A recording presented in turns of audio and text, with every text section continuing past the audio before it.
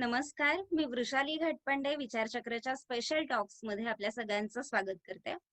सर्वप्रथम आपल्या सगळ्यांना दीपावलीच्या मनपूर्वक शुभेच्छा. आज स्पेशल टॉक्स मध्ये बोलण्यासाठी स्पेशल गेस्ट आहेत IFS Suraj Jadhav sir. Sir Guatemala इथून आपल्याशी आज बोलतात. सर दीपावलीच्या मनपूर्वक शुभेच्छा आणि विचारचक्रमध्ये स्वागत. आपणासही व विचारचक्रच्या सर्व प्रेक्षकांस दिवाळीच्या हार्दिक शुभेच्छा. आपल्या सगळ्यांना माहितीये की संपूर्ण देशात केंद्रीय लोकसेवा आयोगाची परीक्षा ही कठीण परीक्षा समजली जाते. 2016च्या UPSCच्या परीक्षेत संपूर्ण देशात 151वा रँक मिळवून सूरज यांनी हे यश मिळवलेलं होतं. महत्वाची बाब म्हणजे वयाच्या अवघ्या 22व्या वर्षी आणि पहिल्याच प्रयत्नात हे यश त्यांनी मिळवलेलं. सर सोलापूर जिल्ह्यातल्या मळवली गावचे आहेत. स्पेनमध्ये स्पॅनिश भाषेचं ट्रेनिंग झाल्यानंतर ग्वातेमाला इथे सेकंड सेक्रेटरी म्हणून त्यांनी कार्यभार स्वीकारलेला.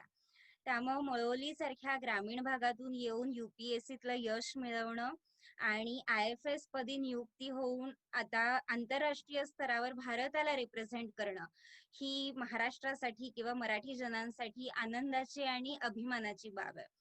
एकंदरीतच IFS या पदाबाबत आपल्याला उत्सुकता असते, कारण IAS किंवा IPS या पदांबाबत जनरली सगळ्यांना माहिती असते किंवा कलेक्टरला भेटणं किंवा कलेक्टरशी बोलणं या गोष्टी होत असतात. पण कधी आपण कुठल्या अँबॅसेडरला भेटलोय किंवा कुठल्या डिप्लोमॅटशी संबंध आला या गोष्टी फार कमी वेळा घडतात. त्यामुळेच खरं तर या पदाविषयीची उत्सुकता आणखी वाढते. त्यामुळे IFS पद, त्या पोस्ट किंवा भारताचे इतर देशांशी असलेले संबंध याविषयी आता आपण सरांशी बोलणार आहोत.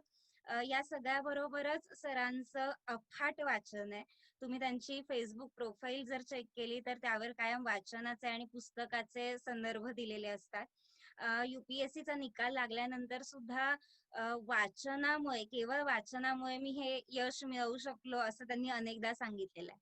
त्यामुळे एकंदरीतच UPSCचा प्रवास, IFS पदी नियुक्ती होणं आणि या सगळ्यात असलेली वाचनाची सोबत आणि संगत याविषयी आता आपण त्यांच्याशी बोलणार आहोत. मला खात्री आहे पुढच्या गप्पा तुम्हाला नक्की आवडतील. तर या फॉर्मल बोलण्यानंतर मी थोडं इन्फॉर्मल बोलेन, कारण आपण फर्ग्युसनचे क्लासमेट्स होतो. तर सुरुवातीला मला विचारायला आवडेल की फर्ग्युसन मध्ये ग्रॅज्युएशन कम्प्लीट केल्यानंतर आपण सगळ्यांनी पुढे काय करायचं हे ज्याचं त्यानं ठरवलेलं होतं. पण तुझ्या बाबतीत ग्रॅज्युएशनच्या 3 वर्षांमध्ये तू भरपूर अभ्यास केलास आणि लगेचच पुढच्या वर्षी पोस्ट मिळवून सेटल झालास. तर त्यावेळी ही नक्कीच आनंदाची गोष्ट असणार आहे. पण आता 3-4 वर्षानंतर या सगळ्याकडे बघण्यातली तुझी भावना कशी आहे आणि या 3-4 वर्षातला प्रवास कसा होता, काय झालं? सर्वप्रथम आपल्या सर्वांना माहित असेल की UPSC ची परीक्षा ही जशी वृषाली म्हटली तशी कठीण जरी नसली तरी तुमचे सर्व म्हणजे इंटेलेक्च्युअल ॲबिलिटीज, इमोशनल ॲबिलिटीज हे चेक करणारी परीक्षा आहे. त्यामुळे त्याच्यामध्ये सर्वात महत्वाची गोष्ट असते ती पेशन्स. आणि 3 वर्ष जसं वृषाली म्हटलं की फर्ग्युसन कॉलेजमध्ये असताना 3 वर्ष आम्ही UPSCचा अभ्यास केला आणि त्यानंतर 2017 साली UPSC मध्ये सिलेक्ट झालो. तर आपल्याला सर्वांना UPSC परीक्षा काय असते, त्याची साधारण 3 टप्प्यातली परीक्षा पद्धती याबद्दल सर्वांना माहिती असते. पण काही जणांना एकदा UPSC परीक्षा पास झाल्यानंतर काय असतं हे खूप कमी लोकांना माहित असतं. आणि त्यातल्या त्यात IFS म्हणजे काय, इंडियन फॉरेन सर्व्हिसची नक्की प्रक्रिया काय असते, ती कशी सिलेक्शन होतं त्याच्यामध्ये, त्यानंतर एकदा IFS म्हणून नियुक्त झाल्यानंतर त्याच्यामध्ये कोणत्या प्रकारचे ट्रेनिंग असतं, त्यानंतर पोस्टिंग कशी असतात, या सर्व बाबतीत खूप कमी माहिती असते. त्यामुळं ज्यावेळेस वृषाली म्हटली की ही गोष्ट सांगायला आवडेल का, तर म्हटलं की अगोदरच खूप कमी लोकांना ती माहिती आहे, म्हणून आपण त्यावर आज बोलूया. सो सुरुवातीला आपल्या सर्वांना माहित असेल की 2017 साली UPSC सिलेक्शन झाल्यानंतर प्रत्येक UPSC सिलेक्शन झाल्यानंतर तुम्हाला एक फाउंडेशन कोर्स करायचा असतो, जो लबासना म्हणजे मसुरीमध्ये असतो. आणि त्याच्यामध्ये IAS, IPS, IFS आणि बाकी सर्व सर्व्हिसचे विद्यार्थी किंवा सर्व सर्व्हिसमध्ये सिलेक्ट झालेले लोक असतात. आणि तो एक फाउंडेशन कोर्स असतो ज्याच्यामध्ये तुम्हाला एक प्रकारचं ट्रेनिंग दिलं जातं की ज्याच्यामध्ये तुम्ही सर्व सर्व्हिसचे ऑफिसर्स कसे एक साथ काम कराल हे त्या कोर्सचा महत्वाचा मुद्दा आहे.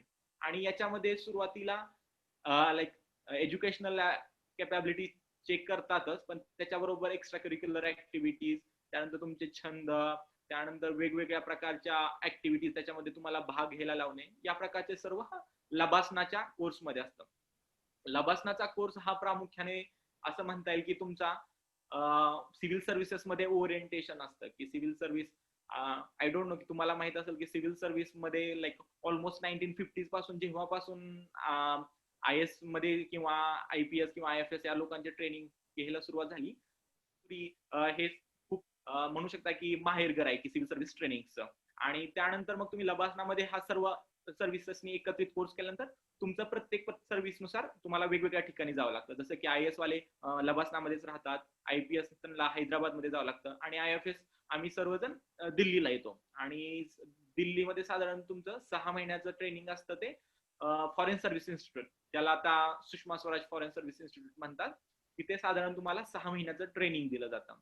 आणि त्या ट्रेनिंग मध्ये प्रामुख्याने तुम्हाला इंडियन फॉरेन पॉलिसी, त्यानंतर डिप्लोमॅटिक प्रोटोकॉल्स, त्यानंतर वेगवेगळ्या प्रकारचे शिष्टाचार, त्यानंतर फॉरेन सर्व्हिस मध्ये नक्की काय आहे आणि मिशन मध्ये कशा प्रकारे काम केलं जातं, या सर्व बाबतीमध्ये तुमचं ट्रेनिंग केलं जातं. आणि ते ट्रेनिंग कम्प्लीट झाल्यानंतर तुम्हाला साधारण 1-2 ते 3 महिने दिल्लीमध्ये मिनिस्ट्रीमध्ये, म्हणजे एक्सटर्नल अफेअर्स मिनिस्ट्रीमध्ये एक डेस्क अटॅचमेंट म्हटलं जातं. म्हणजे मिनिस्ट्रीमध्ये वेगवेगळ्या प्रकारच्या डिव्हिजन्स असतात, म्हणजे ईस्ट एशिया डिव्हिजन असेल किंवा युनायटेड नेशन्स पॉलिटिकल डिव्हिजन असेल, अशा प्रकारच्या डिव्हिजन्स असतात. आणि त्याच्यामध्ये तुम्ही डेस्क अटॅचमेंट, त्याला आपण एक ट्रेनिंगचाच पार्ट असतो, अशा प्रकारे साधारण 2 ते 3 महिन्याचं ट्रेनिंग दिलं जातं. त्याच्यामध्ये तुम्हाला मग मिनिस्ट्री किंवा परराष्ट्र खातं अंतर्गतरित्या कसं चालतं याचं ट्रेनिंग दिलं जातं, किंवा तुम्हाला ती प्रक्रिया जाणून घेण्यात खूप मोठ्या प्रमाणात मदत होत असते. कारण तुम्ही ज्यावेळेस त्याच्या अगोदर फॉरेन पोस्टिंगवर जाण्यापूर्वी तुम्हाला तुमचं मंत्रालय कशा पद्धतीने चालतं हे जाणून घेणं खूप गरजेचं असतं. आणि साधारण मग 3 महिने हे ट्रेनिंग झाल्यानंतर तुम्ही तुमच्या पहिल्या फॉरेन पोस्टिंगला जाता. पण त्याच्या अगोदर एक सांगू इच्छितो की फॉरेन पोस्टिंगला जाण्यापूर्वी तुमचे एक मिशन अटॅचमेंट म्हणून एक गोष्ट असते. आणि मिशन अटॅचमेंट म्हणजे एखाद्या भारतीय नेबरहुड मध्ये, आपल्या म्हणजे बांगलादेश, नेपाळ, भूतान या ठिकाणी तुम्हाला साधारण 10 दिवस ट्रेनिंग साठी पाठवलं जातं. आणि तिथं एखादं म्हणजे मिशन इन द सेन्स की दूतावास किंवा एम्बसी कशा प्रकारे चालते, त्याच्यामध्ये कशा प्रकारचे ऑफिसर्स असतात किंवा कोणते कोणते विभाग असतात, आणि त्याचं कशा प्रकारे एकमेकांना मदत करत ते विभाग कसे चालतात हे पाहण्यासाठी तुम्हाला एक मिशन अटॅचमेंट असते साधारण 10 दिवसाची. मी माझ्या मिशन अटॅचमेंटसाठी बांगलादेशला गेलो होतो. आणि त्यामध्ये साधारण आम्ही त्यावेळेस, आपल्या सर्वांना माहित असेल की भारताचे डेव्हलपमेंटल पार्टनरशिप प्रोग्राम हा खूप फेमस आहे. याच्यामध्ये साधारण आपण वेगवेगळ्या देशांना आर्थिक, टेक्निकल, इकॉनॉमिक मदत करत असतो. त्यामुळे भारत आपल्या पार्टनर कंट्रीसाठी खूप मोठ्या प्रमाणात मदत करत असते. आणि मी ज्यावेळेस बांगलादेशमध्ये गेलो त्यावेळेस हे सर्व पाहायला मिळालं. तर अशा प्रकारे हे सुरुवातीला तुमचं ट्रेनिंग सुरू होतं साधारण 3 महिने लबासनामध्ये, त्यानंतर साधारण 6 महिने फॉरेन सर्व्हिस इन्स्टिट्यूट दिल्लीमध्ये, त्यानंतर साधारण 2 ते 3 महिने डेस्क अटॅचमेंट परराष्ट्र मंत्रालयात. आणि असा हा सुरुवातीचा एकंदरीत फॉरेन पोस्टिंगवर किंवा परराष्ट्र लाईक दुसऱ्या मिशन मध्ये लँग्वेज ट्रेनिंग, जशी वृषाली म्हटली की मी स्पेन मध्ये केले, जाण्यापूर्वीचा हा साधारण एक टप्पा असतो. आणि याच्यामध्ये साधारण 1 ते 1.5 वर्ष जातं, साधारण 1.5 वर्ष जातं सिलेक्शन झाल्यानंतर. आणि तुम्ही तुमचं मग दिल्ली मधील ट्रेनिंग पूर्ण करता आणि तुम्ही त्यानंतर फॉरेन पोस्टिंगवर जाता. सिव्हिल सर्वंट व्हायचं हे लहानपणापासून ठरवलेलं होतं का? आणि IFS पदी नियुक्ती झाली, पण त्याआधी या पोस्ट विषयी तुला माहिती होती का? सिव्हिल सर्व्हिस मध्ये जायचं हे जवळपास फिक्सच होतं. फक्त आणि कसं जायचं, काय जायचं, आणि सगळ्यात महत्वाचं म्हणजे का जायचं याचं अजून एक उत्तर होतं की मला त्या UPSC ची परीक्षा आहे आणि ती परीक्षेचे जे कशा प्रकारे घेतली जाते, त्यासाठी जे काही वाचन लागतं, जे काही लेखन लागतं, ते मला वाटत होतं की त्या गोष्टी मला करायला आवडतात. त्यामुळे फक्त UPSC सिव्हिल सर्व्हंट सर्व्हिस मध्ये जायचं याच्यापेक्षा मला ती प्रोसेस खूप आवडत होती आणि ती एन्जॉय करण्यासाठी मला बेस्ट उपाय म्हणजे UPSC ची प्रिपरेशन करणं हा होता, असं काय मत वाटत राहिलं. त्यामुळे सिव्हिल सर्व्हिस मध्ये जायचं होतं, पण त्याचबरोबर आवड महत्वाची होती की जे तुमच्यासाठी जे वाचन लागेल किंवा लिखाण लागेल ते माझं पहिल्यापासूनच, कारण मी नवोदय विद्यालयामध्ये शिकत असल्यामुळे किंवा शिकलो असल्यामुळं त्या प्रकारचं एक जे फाउंडेशन होतं ते चांगल्या प्रकारे सेट झालं होतं. त्यामुळं आवड असल्यामुळं मी सिव्हिल सर्व्हिस मध्ये जायचं हे जवळपास निश्चितच केलं होतं आणि 12वी नंतर तर मग डिरेक्टली प्रिपरेशनला सुरुवात केली. मी मगाशी म्हटले की IFS या पदाबाबत कायमच उत्सुकता असते. हा एक प्रेस्टिजियस जॉब आहे. तर आम्हाला याविषयी आणखी जाणून घ्यायला आवडेल की यातली हायरार्की कशी असते किंवा इथे पोस्ट कशा असतात? तर जसं मगाशी म्हटलं की दिल्लीमधील तुम्ही तुमचं ट्रेनिंग कम्प्लीट केल्यानंतर तुम्ही तुमच्या फर्स्ट पोस्टिंग लँग्वेज ट्रेनिंगसाठी जाता. त्याला थर्ड सेक्रेटरी म्हणून तुम्ही ज्यावेळेस एखादं मिशन जॉईन करता त्यावेळेस तुम्ही थर्ड सेक्रेटरी असता आणि तुम्ही लँग्वेज ट्रेनिंगसाठी थर्ड सेक्रेटरी म्हणून जाता. तर मी माझ्या लँग्वेज ट्रेनिंगसाठी स्पेनमध्ये होतो, माद्रिदमध्ये. तो त्याची सुरुवात कशी असते, साधारण तुम्ही ऑगस्ट किंवा सप्टेंबरला, कारण तिथले सेमेस्टर स्टार्ट होतात. तुम्ही तिथल्या एका प्रेस्टिजियस युनिव्हर्सिटीमध्ये तुम्हाला ऍडमिशन घेऊन दिलं असतं लँग्वेज शिकण्यासाठी. तर माद्रिदमध्ये कॉम्प्लुटन्सी युनिव्हर्सिटी म्हणून सगळ्यात प्रसिद्ध युनिव्हर्सिटी आहे. तिथं आम्ही स्पॅनिश शिकण्यासाठी आम्हाला एनरोल केलं गेलं. तर साधारण सकाळी साधारण 7 ते 1:30 वाजेपर्यंत किंवा 1 वाजेपर्यंत तुम्ही युनिव्हर्सिटी क्लासेस करता. त्यामध्ये तुम्ही स्पॅनिश शिकता. त्यानंतर दुपारी जेवण वगैरे करून तुम्ही साधारण त्यानंतर 2 ते 5 ऑफिसमध्ये जाता आणि तुम्ही त्यानंतर ऑफिसचा काम करता. कारण तुम्ही लँग्वेज ट्रेनिंग फक्त हा असं सेपरेटली शिकत नाही. लँग्वेज ट्रेनिंग आणि ऑफिस वर्क हे तुमचं पॅरलली चालतं. जसं की मी स्पेनमध्ये असताना तिथे पॉलिटिकल आणि कल्चरचं थर्ड सेक्रेटरी म्हणून काम करत होतो. म्हणजे एकाच वेळी तुम्ही लँग्वेज ट्रेनिंग पण करत असता आणि त्यानंतर तुम्ही मिशनमध्ये किंवा ऑफिसमध्ये कामही करत असता. तर जसं तुम्ही म्हणालात की हायरार्की, IFS मध्ये तुम्ही ज्यावेळेस जॉईन होता एखाद्या मिशन मध्ये त्यावेळेस सुरुवातीला तुम्ही as a third secretary join होता. थर्ड सेक्रेटरी त्यानंतर तुम्ही तुम्हाला कंपल्सरी फॉरेन लँग्वेज असते, म्हणजे जी माझ्यासाठी स्पॅनिश होती ती तुम्ही शिकायची असते. त्यानंतर त्याची तुमची एक्झाम होते आणि ती एक्झाम कम्प्लीट झाल्यानंतर तुम्ही मग त्याच्यामध्ये कन्फर्म होता सर्व्हिसमध्ये. म्हणजे ज्याला आपण जोपर्यंत तुम्ही लँग्वेज ट्रेनिंग मध्ये असता तोपर्यंत तुम्ही प्रोबेशनरी असता आणि एकदा लँग्वेज ट्रेनिंग आणि ती परीक्षा पास झाल्यानंतर तुम्ही सर्व्हिसमध्ये कन्फर्म होता. आणि त्यानंतर थर्ड सेक्रेटरी होऊन तुमचं प्रमोशन साधारण सेकंड सेक्रेटरी म्हणून होतं, जो सध्या मी सेकंड सेक्रेटरी म्हणून कार्यरत आहे. त्यानंतर तुम्ही फर्स्ट सेक्रेटरी साधारण अप्रॉक्सिमेटली सांगतोय, साधारण 6 ते 7 वर्ष तुम्ही फर्स्ट सेक्रेटरी होता. त्यानंतर काउन्सिलर म्हणून एक असतं, त्यानंतर मिनिस्टर असतं, त्यानंतर डेप्युटी हाय कमिशनर किंवा डेप्युटी चीफ ऑफ मिशन आणि ज्याला आपण DCM म्हणतो किंवा DSC म्हणतो आणि त्यानंतर अँबॅसेडर. ही साधारण मिशन मध्ये तुमची हायरार्की असते ज्यावेळेस तुम्ही बाहेर पोस्टिंगवर असतात. त्याच प्रकारे ज्यावेळेस तुम्ही दिल्लीमध्ये काम करत असता परराष्ट्र मंत्रालयामध्ये, तिथेही थोडेसे नॉमिनिक्लेचर फक्त वेगळं असतं त्या हायरार्कीचं. साधारण तुम्ही जॉईन करता ऍज अंडर सेक्रेटरी, त्यानंतर डेप्युटी सेक्रेटरी बनता, त्यानंतर तुम्ही डिरेक्टर, त्यानंतर जॉईंट सेक्रेटरी. साधारण 16 ते 17 वर्ष तुम्ही ऍज अ जॉईंट सेक्रेटरी बनता. जॉईंट सेक्रेटरी ही पोस्ट म्हणजे साधारण मगाशी म्हटल्याप्रमाणे ज्या तुम्ही वेगवेगळ्या डिव्हिजन्स असतात त्या डिव्हिजनचे जे चीफ असतात किंवा जे प्रमुख असतात त्याला जॉईंट सेक्रेटरी असे म्हणतात. त्यानंतर जॉईंट सेक्रेटरी नंतर ऍडिशनल सेक्रेटरी तुम्ही माहित असेल आणि ऍडिशनल सेक्रेटरी नंतर सेक्रेटरी. ही अशी साधारण गव्हर्नमेंट ऑफ इंडिया मधली हायरार्की जवळपास बाकीच्या सर्व मिनिस्ट्रीसाठी ही सारखीच आहे. तर अशा प्रकारे फॉरेन सर्व्हिस मध्ये ही हायरार्की तुम्ही ज्यावेळेस मिशन मध्ये काम करता त्यावेळेस वेगळी असते आणि ज्यावेळेस तुम्ही दिल्लीमध्ये काम करता त्यावेळेस वेगळी असते. तू आता म्हटलास की ग्वातेमालामध्ये सेकंड सेक्रेटरी हेड ऑफ चान्सरी म्हणून तुझ्याकडे कार्यभार आहे. तर तुझा रोल कसा असतो आणि काय काय जबाबदाऱ्या तुला पार पाडायच्या असतात? तर तुम्हाला माहित असेल की मिशन्स 2 प्रकारचे असतात. म्हणजे साधारण एक छोट्या कंट्रीज साठी असतात आणि खूप मोठे, जसे की US मध्ये असतील किंवा फ्रान्स मध्ये असेल किंवा UK मध्ये असेल. हे आपले जिथली मिशन्स किंवा तिथल्या एम्बसीज आपल्या खूप मोठ्या आहेत. पण त्याच प्रकारे साधारण मध्यम लेवलच्या आणि छोट्या अशाही असतात.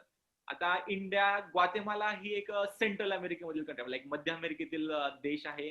साधारण मेक्सिकोच्या बॉर्डरला लागून आहे आणि आम्ही इथून ग्वातेमाला, एल साल्वादोर आणि होंडुरस या 3 देशांचा कारभार, म्हणजे भारताचे परराष्ट्र संबंध या 3 देशांचे असलेले पाहतो. तर सेकंड सेक्रेटरी आणि HOC, आता याच्यामध्ये छोट्या मिशन मध्ये काम करण्याचा एक फायदा असतो की तुम्हाला मल्टीटास्किंग खूप करावं लागतं आणि वेगवेगळ्या प्रकारचे काम करावं लागतं. कारण इथं मी सेकंड सेक्रेटरी HOC असं काम करत असल्यावर मी लाईक इकॉनॉमिक डिप्लोमसी म्हणजे भारताचे आर्थिक संबंध, त्यानंतर कल्चरल डिप्लोमसी म्हणजे कल्चरल लाईक सांस्कृतिक संबंध, त्यानंतर PIC म्हणून एक असतं की press information and culture, so तेही पाहतो. त्याचबरोबर HOC ही म्हणजे की ऍडमिनिस्ट्रेटिव्ह पोस्ट असते, म्हणजे तुमच्या सर्व मिशनचं ऍडमिनिस्ट्रेटिव्ह काम असतं तो HOC पाहत असतो. त्यामुळं अशा प्रकारे हे 3 ते 4 प्रत्येक मिशनचे हे 4 साधारण विभाग असतात, की आर्थिक, सांस्कृतिक, राजकीय, त्यानंतर PIC म्हणजे प्रेस इन्फॉर्मेशन अँड अशा प्रकारे, आणि कौन्सिलर अजून एक महत्त्वाचं म्हणजे कौन्सिलर म्हणजे भारतीय डायस्पोरा किंवा भारतीय या सर्व देशामध्ये राहत असतात त्यांच्यासाठी ज्या सेवा पुरवल्या जातात त्याला कौन्सिलर सर्व्हिसेस म्हणतात. तोही हा एक महत्त्वाचा विभाग असतो. आणि त्याच्याबरोबरच हे साधारण 4 ते 5 प्रत्येक एम्बसीमध्ये हे विभाग असतात. त्यामुळे छोट्या मिशन मध्ये काम करण्याचा हा फायदा की या सर्व विभागामध्ये तुम्हाला काम करायला एक मोठा स्कोप मिळतो, आणि करिअरच्या सुरुवातीला तुम्हाला या सर्व गोष्टी जाणून घ्यायला एक मोठी अशी ऑपॉर्च्युनिटी मिळते. मला असं वाटतं ही अपॉर्च्युनिटी सध्या तुला मिळतीये. एक्झॅक्टली. मी मगाशी म्हटलं की IFS हा प्रेस्टिजियस जॉब आहे. हाय लेवल मीटिंग्स किंवा हाय लेवल पार्टीज, त्रयस्थ व्यक्ती जेव्हा बघत असते तेव्हा मोठ्या हॉटेलमध्ये मोठी मीटिंग होतीये, या सगळ्या गोष्टी त्रयस्थ व्यक्तींना बघताना वाटतात. ऍक्च्युअल मध्ये एखाद्या आपल्या देशाचे संबंध जेव्हा एखाद्या देशाशी येतात तेव्हा नेगोशिएट करताना किंवा काम करून घेताना कशा प्रकारे काम करून घ्यावं लागतं, ऍक्च्युअल गोष्टी कशा वर्क होतात, किंवा मी विचारेल बिहाइंड द सीन्स गोष्टी कशा असतात. तर लाईक डिप्लोमसी बद्दल हे म्हटलं जातं की it's all about alcohol and protocol. तर तसं काही नसतं की फॉरेन पॉलिसी किंवा भारतीय फॉरेन पॉलिसी हा ड्रास्टिकली चेंज होत राहते.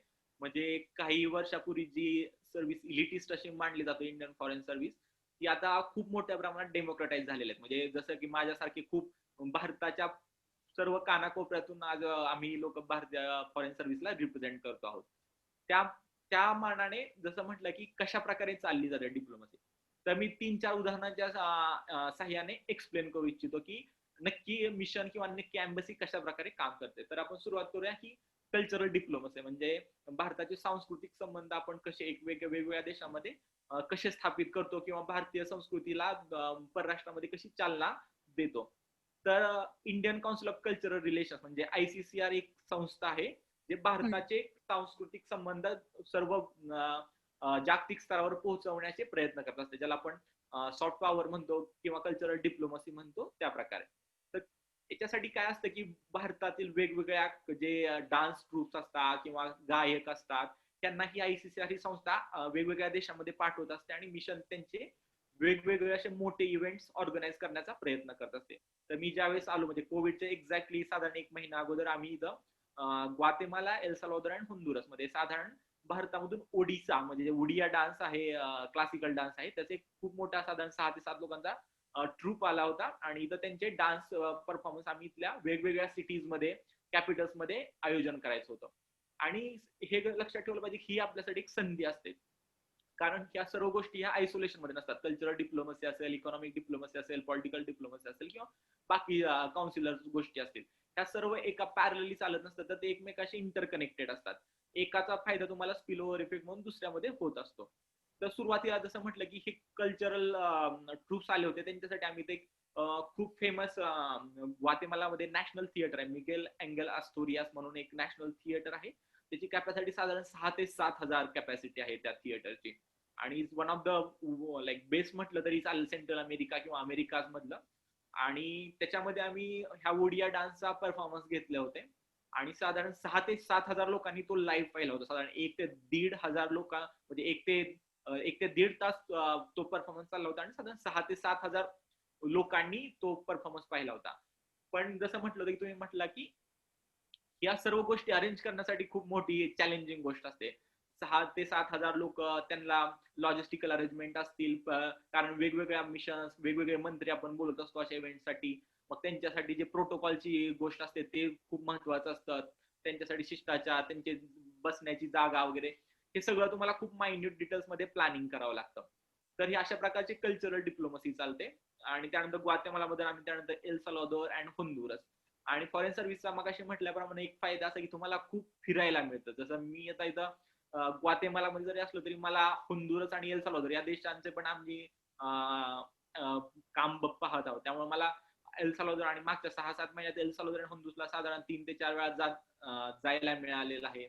त्यामुळे तुम्हाला कामाबरोबरच वेगवेगळ्या देशांच्या संस्कृती, कला याचेही खूप मोठ्या प्रमाणात एक्सपोजर मिळतं. काही लोक म्हणत असतात की फॉरेन सर्व्हिसचा how it is different from other services.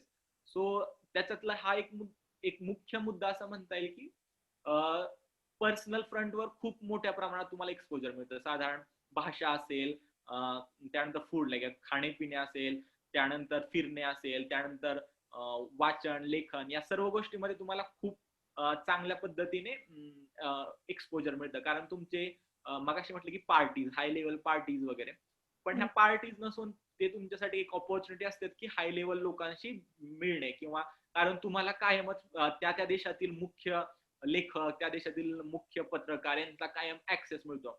आणि ज्यावेळेस असं म्हणतात की ज्यावेळेस तुमचं फ्रेंड सर्कल हे कायम जे तुम्ही म्हणू शकाल की जे ज्यांचं कामच बुद्धिवंतांचं काम आहे की वाचन, लेखन, अशा लोकांमध्ये तुम्ही कायम मिसळता, त्यामुळे तुमच्या स्वतःच्या विचाराच्या सीमा ह्या कायम रुंदावत जातात. लाईक तुम्ही ब्रॉड माइंडेड जे पर्स्पेक्टिव्ह असतं ते तुम्हाला मिळतं. तो एक फायदा आहे. त्यानंतर ही कल्चरल डिप्लोमसी झाली. त्यानंतर आपण आता थोडीशी इकॉनॉमिक डिप्लोमसी किंवा आर्थिक डिप्लोमसी याच्यावर बोलूयात, की याच्यामध्ये काय करत असतात की साधारण याला आपण कमर्शियल ऑफिसर म्हणतो, की तुम्ही भारत आणि त्या त्या देशाचे आर्थिक संबंध कसे सुधारायचे याच्यावर प्रयत्न करत असतात.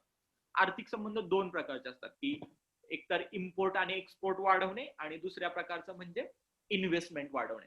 आता ग्वातेमाला, एल साल्वादोर आणि होंडुरस या देशामध्ये import export like almost like तिन्ही देशांचा मिळून आपण $600 मिलियन इंडियन एक्सपोर्ट्स होतात या देशामध्ये, आणि लाईक बॅलन्स ऑफ ट्रेड इंडियाच्या फेवर मध्ये आहे, आणि मोर दॅन लाईक 95% तो आपल्या फेवर मध्ये आहे.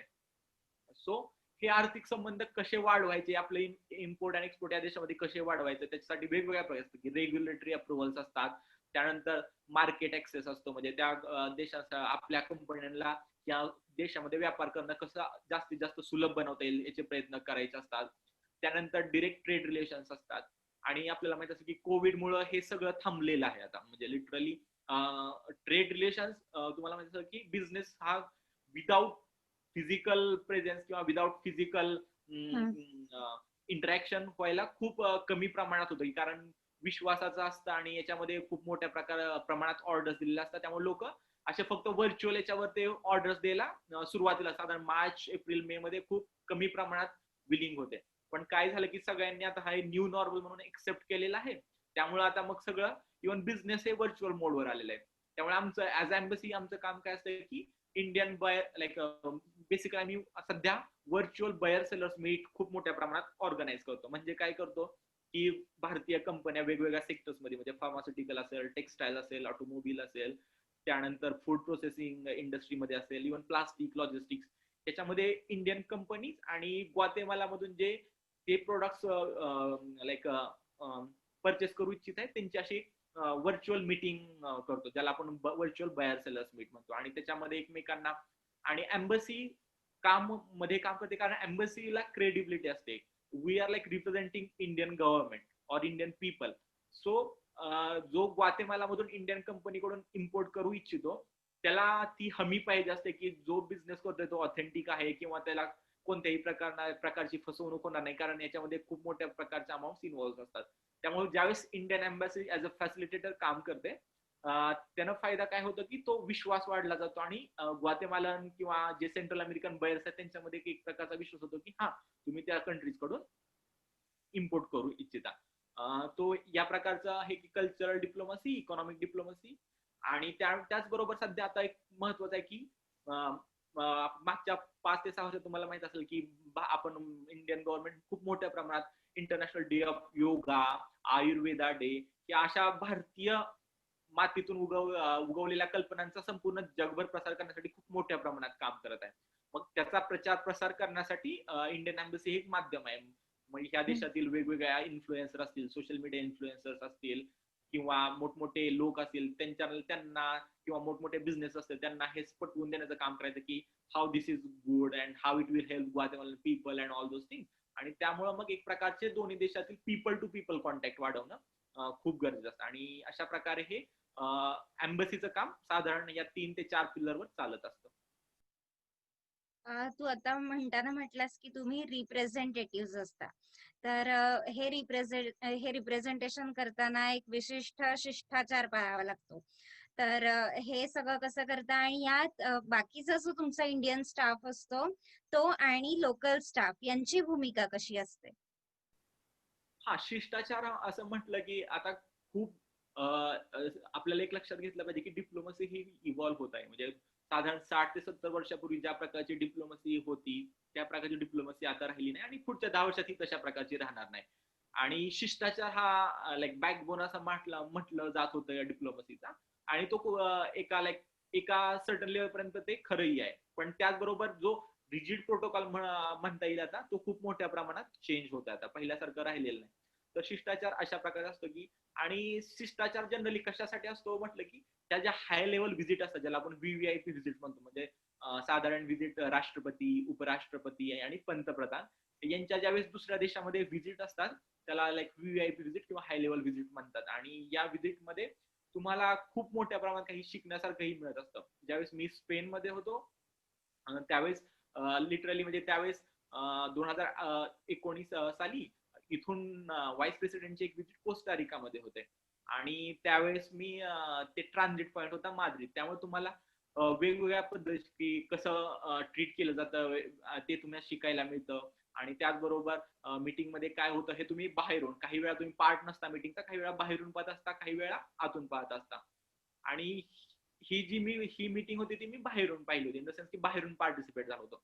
पण त्यानंतर मला मागच्या वर्षी ह्या एका व्हीव्हीआयपी व्हिजिटचा पार्ट होण्याचाही लाईक भाग्य लाभलं असं म्हणू शकतो. की आईसलँड तुम्हाला जर माहित असेल तर आईसलँड मध्ये साधारण मागच्या वर्षी सप्टेंबर ऑक्टोबर मध्ये आपल्या राष्ट्रपतींची एक व्हिजिट होती आईसलँड मध्ये. त्यासाठी मी साधारण 10 ते 12 दिवस ऑफिशियल, ज्याला आपण म्हणतो ऑफिशियल ड्युटी, त्यासाठी मी आईसलँड मध्ये होतो. त्यामुळे मला हे व्हीव्हीआयपी व्हिजिट आतून कशा काम करतात किंवा काय खूप मोठ्या प्रमाणावर लॉजिस्टिकल प्रोटोकॉल चॅलेंजेस असतात ते कशा प्रकारे हँडल केले जातात, या सर्व गोष्टी शिकण्यास मिळाल्या.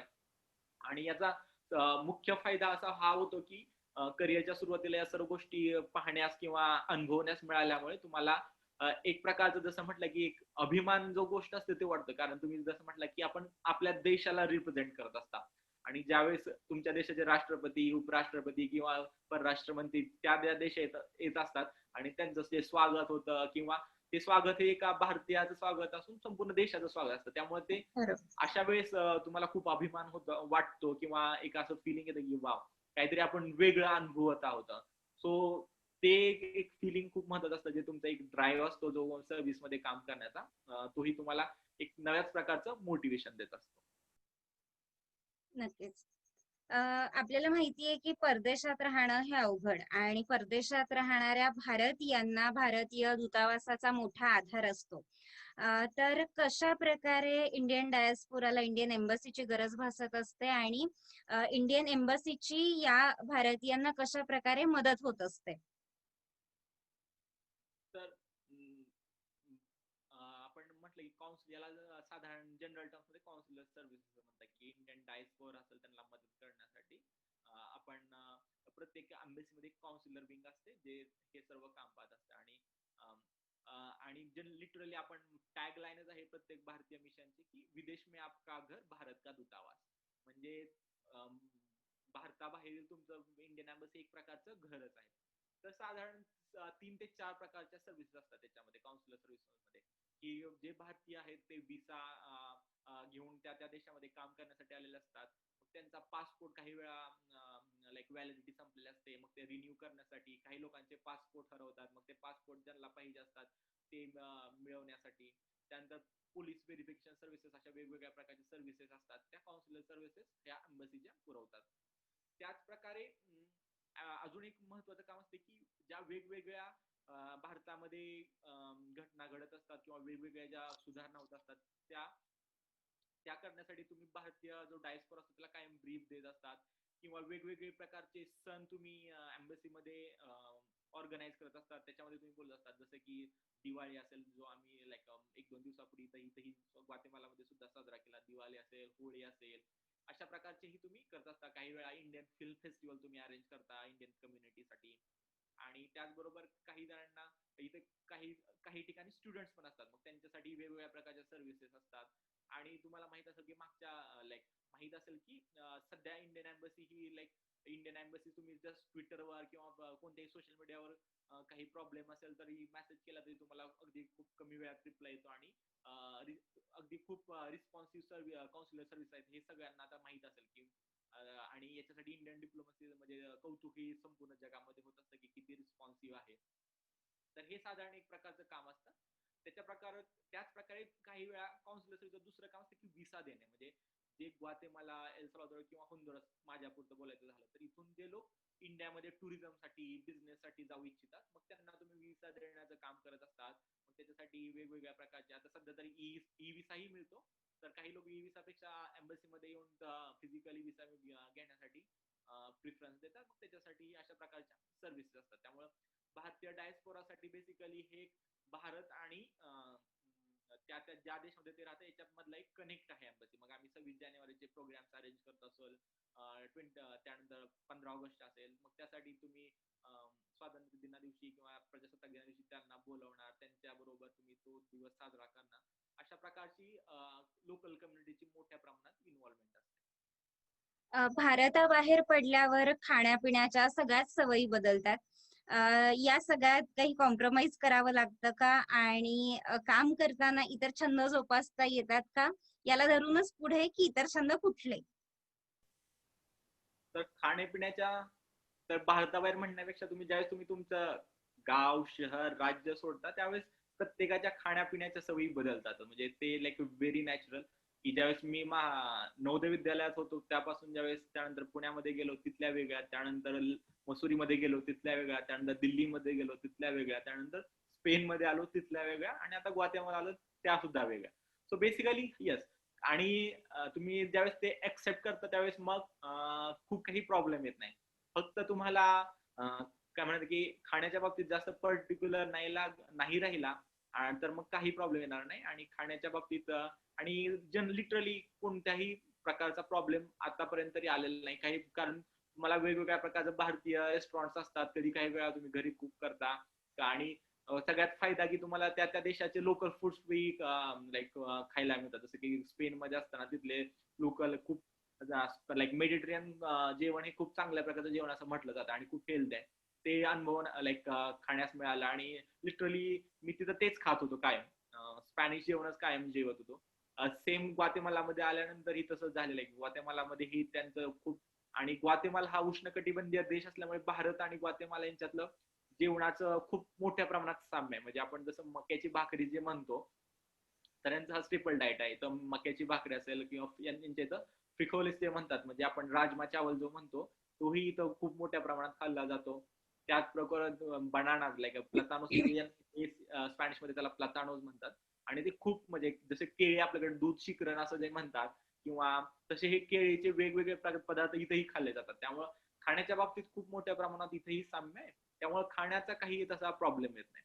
आता तुम्ही जसं म्हटलं की छंद, तर येस म्हणजे तुम्हाला वेळ भरपूर मिळतो. भरपूर इन द सेन्स की ऑफिसच्या वेळेनंतर तुम्हाला जर कोणते छंद जोपासायचे असतील मग तर तुम्हाला मोठ्या प्रमाणामध्ये ते छंद जोपासण्यासाठी वेळ मिळतो. आणि माझ्यासाठी पर्टिक्युलरली छंद म्हटलं किंवा काय असेल तर ते वाचनच आहे, कायम राहिलेलं आहे. म्हणजे छंद असेल किंवा लिटरली मी त्याला छंद मानतच नाही. It's like my second nature. असं जसं धर्माधिकारी सर आम्हाला म्हणायचं की reading should be next to breathing, तसं त्या प्रकारचं वाचन हे माझ्यासाठी कायमच राहिलेलं आहे. त्यामुळे मी त्याला लिटरली असा छंद असं काही मानत नाही. तो माझं एक प्रकारचं सेकंड नेचर किंवा स्वभाव आहे असं मानतो मी त्याला. तू कायमच म्हटलेलं आहेस की वाचन हे तुझ्या यशामागचं रहस्य आहे. तर आपण आता थोडं वाचनाकडे येऊया. ही वाचनाची आवड कशी लागली, कशी जोपासली? आणि युपीएससी तर अर्थात त्याचा तुला फायदा झाला. आता प्रशासकीय सेवेत हा फायदा कशा प्रकारे होतोय? वाचन आवड तर ही लहानपणापासूनच होती. म्हणजे लहानपणापासूनच वाचनाची आवड कायमच होती. म्हणजे मला आठवतंय की सर्वात पहिल्यांदा मी कोणतं चौथीमध्ये असताना पुस्तक वाचलं असेल ते श्रीमान योगी होतं. म्हणजे त्यावेळेस मी श्रीमान योगी वाचलं होतं. त्यानंतर आय गेस महाभारत साधारण चौथीच्या उन्हाळ्या सुट्टीत असंही महाभारत वाचलं होतं. आणि त्यानंतर नवोदयमध्ये गेल्यानंतर खूप मोठ्या प्रमाणात फायदा झाला मला वाचनात. कारण नवोदयमध्ये खूप चांगलं असं ग्रंथालय होतं आणि त्यामध्ये मग तुम्ही वेगवेगळ्या प्रकारची पुस्तकं होती, न्यूजपेपर्स वाचायला मिळायचे आणि तिथून मला जी वाचनाची आवड निर्माण झाली ती तशी कायमच राहिली. आणि वाचनाचा एक फायदा म्हटलं की मी त्याकडे फायदा या दृष्टीने पाहत नाही, कारण ज्यावेळेस तुम्ही फायदा या दृष्टीने कोणत्याही गोष्टीकडे पाहता त्यावेळेस तुम्ही ते कॅल्क्युलेट करत असता की एवढा वेळ दिला तर मला याचा फायदा किती आहे, किंवा एवढा वेळ दिला तर मला त्याचा पुढे इन्व्हेस्टमेंटवर रिटर्न्स किती मिळणार या दृष्टीने पाहत असता. पण तसं नसेल, माझं त्या दृष्टीने कधी नव्हतं. त्यामुळं एक आनंद म्हणून मी वाचत गेलेलो आहे. आणि वेगवेगळ्या प्रकारची पुस्तकं, जसं म्हटलं की मी साधारण युपीएससीची प्रिपरेशन करत असताना नॉन फिक्शन्सवर खूप मोठ्या प्रमाणात भर दिला. कारण मला तो विषय समजून घ्यायचा असेल तर मी त्या विषयावर साधारण 2 ते 3 पुस्तक वाचणार अगोदर, आणि माझा साधारण 1 ते 2 वर्ष म्हणजे युपीएससीचा first year, BA first year आणि सेकंड इयर मी युपीएससीच्या स्टँडर्ड बुकचा कधी अभ्यास केला नाही. सपोज मला अर्थशास्त्रावर अभ्यास करायचा होता असं समजलं मी, तर मी अर्थशास्त्रावर वेगवेगळ्या प्रकारची जी बाहेर म्हणजे out of like standard text book नाही ती पुस्तक वाचायचं. म्हणजे जसं मराठीमध्ये अर्थात असेल तर मी अर्थात साधारण 2 वेळा वाचायचं, कारण मला मग ते कॉन्सेप्ट क्लिअर होत जायचे. मग मी अर्थशास्त्रासाठी अर्थात वाचलं होतं. त्यानंतर सेम पॉलिटिक्स साठी असेल किंवा राजकारणासाठी किंवा आधुनिक भारताचा इतिहास लाईक आचार्य जावडेकरांचं पुस्तक असेल ते वाचलं होतं. सो वेगवेगळ्या प्रकारची पुस्तकं साधारण पहिले 1 ते 2 वर्ष मी युपीएससीचा कोर अभ्यास न करता अशा प्रकारच्या पण युपीएससी सिलेबसला धरून वेगवेगळी पुस्तक वाचली होती आणि त्याचा खूप फायदा झाला. पण माझं म्हणणं असेल की एवढं युटिलिटेरियन वाचन नको, कारण त्याच्या अगोदर जर तुम्ही युपीएससीच्या अगोदर असं जर तुम्ही आता सध्या युपीएससीचा अभ्यास करत नसाल किंवा पुढे करण्याचा भविष्यात विचार असेल तर त्याच्या अगोदर बाकीचं सर्व वाचन करून ठेवा. डिरेक्टली फक्त लक्ष्मीकांतच कायम वाचायला सुरुवात, युपीएससी अभ्यास सुरुवात केली म्हटलं की लक्ष्मीकांत घेतला असं करायला नको. जर 1च वर्ष अभ्यास करणार असाल तर मग तुम्ही स्टँडर्ड बुक वाचू शकता. साधारण 2 ते 3 वर्ष तुम्ही अभ्यास करता आहात फर्स्ट इयर पासून, तर वेगवेगळ्या प्रकारची पुस्तक वाचू शकता. आणि इव्हन फिक्शनचा पण वाचणं म्हणजे मराठी कथा, कादंबऱ्या, ललित तेही वाचायला हवं. आणि मी साधारण मला वाटतं की 12वी पर्यंत खूप मोठ्या प्रमाणात ललितही वाचलेलं आहे, कथा कादंबऱ्याही वाचलेल्या आहेत.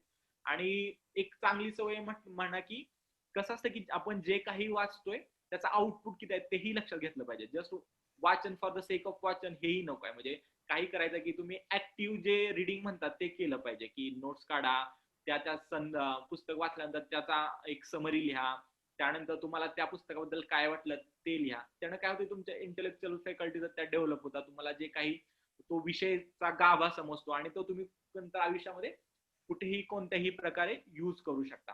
त्यामुळे युपीएससीचा अभ्यास करत असताना साधारण पहिले 2 ते 2 वर्ष तुम्ही वेगवेगळे बाहेरची पुस्तक वाचू शकता. आणि त्यानंतर फक्त ज्यावेळेस तुम्ही पुढच्या वर्षी प्रिलिम्सची परीक्षा देणार आहात त्यानंतर मग तुम्ही त्या स्टँडर्ड पुस्तकं वाचू शकता. वृषाली अँड बुक्स ही आपण नवीन सिरीज सुरू केलेली आहे. तर मला असं वाटतं की वाचन आणि युपीएससी किंवा युपीएससी साठीचा पूरक वाचन यावर आपण नंतर एक टॉक घेऊयाच. कारण अगदी शास्त्र शुद्ध अभ्यासाची पद्धत तुमच्याकडून कळेल. पुढे आता मी विचारेन की इथे सगळा दिवाळीचा माहोल आहे, दिवाळीचा आनंदोत्सव इथे साजरा केला जातो. तू घराला नक्की मिस करत असशील. तर तिथे तुम्ही दिवाळी किंवा असे सण कसे साजरे करतात? जनरली तुम्हाला घराला तर तुम्ही काय मिस करत असतात, no doubt about it. But the thing is की ज्यावेळेस अशा प्रकारचे भारताचे काही सण असतात मग त्यावेळेस तुम्हाला मोठ्या प्रकर्षाने ती गोष्ट जाणवते, किंवा दिवाळी असेल किंवा वेगवेगळ्या प्रकारचे भारतीय सण असतील तर ती गोष्ट मोठ्या प्रकर्षाने जाणवते. पण त्याला थोडं कंपन्सेट करण्यासाठी आपण काय करतो की मग एम्बसीमध्ये वेगवेगळ्या प्रकारचे सण साजरे करतो. म्हणजे यावर्षी आम्ही होळी करणार होतो पण ते कोविडमुळे कॅन्सल झाली, त्यामुळे तो काही करता आला नाही. पण आता दिवाळी इथं थोड्या केस आहेत आणि सोशल डिस्टन्सिंगचे सगळे नियम वगैरे पाळून मास्क वगैरे घालून आम्ही सध्या मागील 1-2 दिवसापूर्वी दिवाळी साजरी केली. आणि जसं म्हटलं की भारतातील जे भारतीय आहेत या देशामध्ये राहतात त्यांच्यासाठी एम्बसी हा एक प्रकारचा मानसिक आधार असतो, लाईक इमोशनल बॅकअप जे म्हणतो आपण ते असतं. आणि त्यामुळे मग सर्व भारतीय हे सण साजरे करण्यासाठी एकत्र येतात. आणि त्यातून तुम्हाला एक प्रकारचं एक बॉन्डिंग पण भारतीय लोकांसोबत डेव्हलप होतं. आणि त्याचबरोबर तुमचे जे एक प्रकारचा जो नॉस्टॅल्जिया असतो भारताबद्दलचा तोही काही प्रमाणात कमी होण्यात अशा प्रकारच्या सणामुळे मदत होते. शेवटच्या प्रश्नाकडे येईल मी.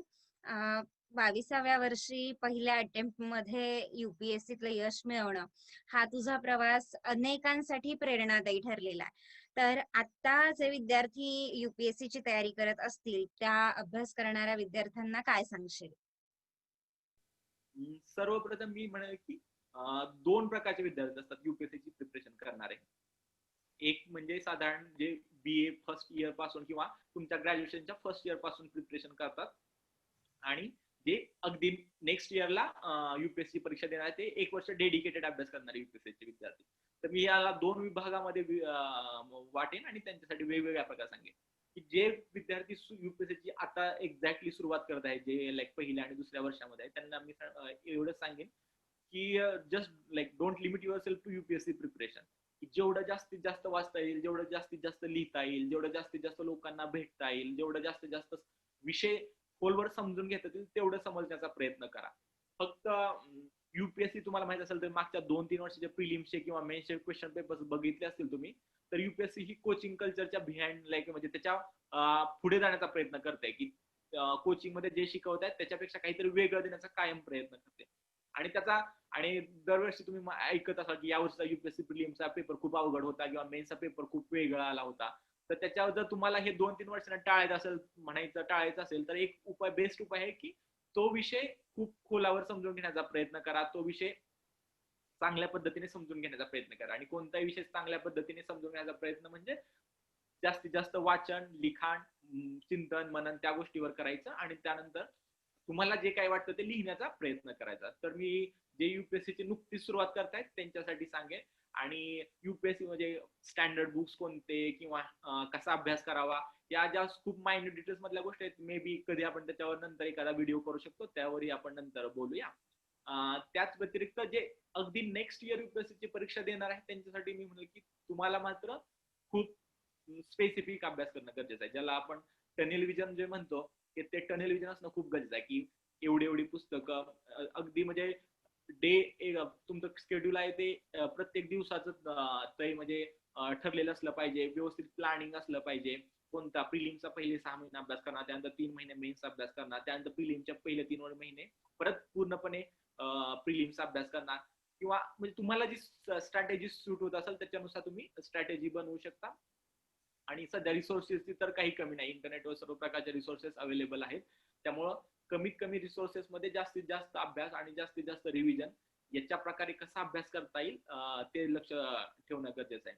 आणि याच्या व्यतिरिक्त अजून एक सांगू इच्छितो की UPSC म्हणजे सर्व काही नाही. म्हणजे UPSC ची परीक्षा प्रत्येकाने द्यायलाच पाहिजे किंवा प्रत्येकानं पास व्हायलाच पाहिजे असं काही नाही. म्हणजे UPSC is just like any other exam. So UPSCतलं यश म्हणजे सर्व काही, किंवा UPSC क्लिअर करणं जेवढं महत्वाचं आहे तेवढंच कोणी एखादा स्टार्टअप सुरू करत असेल किंवा कोणी त्यांच्या फील्डमध्ये चांगलं काम करत असेल तेही तेवढंच महत्वाचं आहे. त्यामुळं IAS असेल, IPS असेल, IFS हेच म्हणजे सर्व काही आहे. किंवा जे ज्या प्रकारे सध्या महाराष्ट्रामध्ये आपण पाहताय की हे खूप मोठ्या प्रकारात चुकीची प्रथा या पायंडा म्हणू शकतो आपण, की असं आहे की UPSC क्लिअर करणारे खूप मोठे आणि बाकीचे म्हणजे जर काही तुमच्या बुद्धिमत्तेचा उच्चांक काय असेल तर तो जर तुम्ही फक्त UPSC क्लिअर केली तरच किंवा रिकॉग्निशन भेटत असेल तर ते खूप चुकीचं असं मला पर्सनली वाटतं.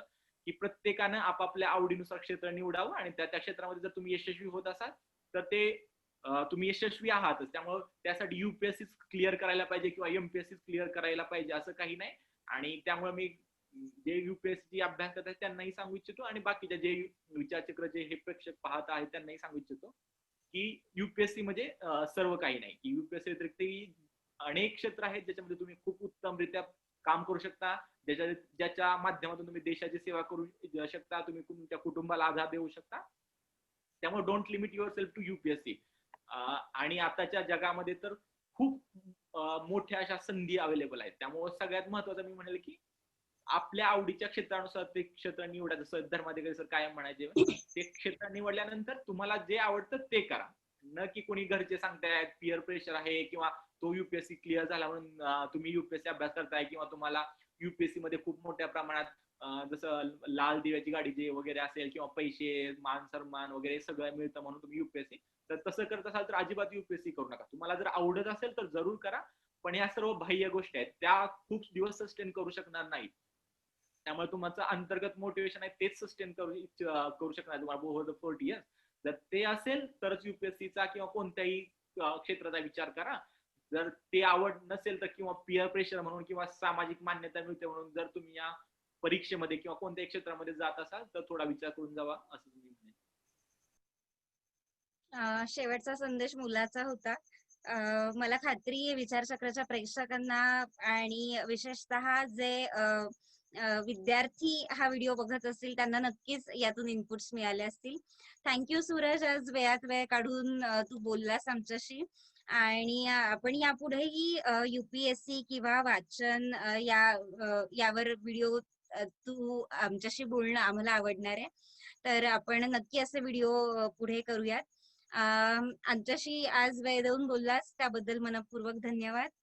आणि विचारचक्राच्या प्रेक्षकांना विनंती की असे चांगले व्हिडिओ ऐकण्यासाठी, असे चांगले विचार ऐकण्यासाठी आमचं चॅनल सबस्क्राईब करा. आमचा फेसबुक पेज आहे, तेही तुम्ही फॉलो करू शकता.